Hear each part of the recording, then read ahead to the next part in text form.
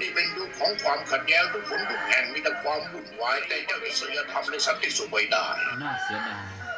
ที่ป่านนี้แล้วลูกยังค้นหาตัวเองไม่พบงั้นลองหยุดพยายามดูอันชื่อเสียงหรือยศศักดิ์ล้วนไม่จีรังยั่งยืนลูกเนี่ยมีลูกมีเมียที่ต้องเลี้ยงดู ถ้าลูกไม่มีอนาคต ลูกก็ไร้ประโยชน์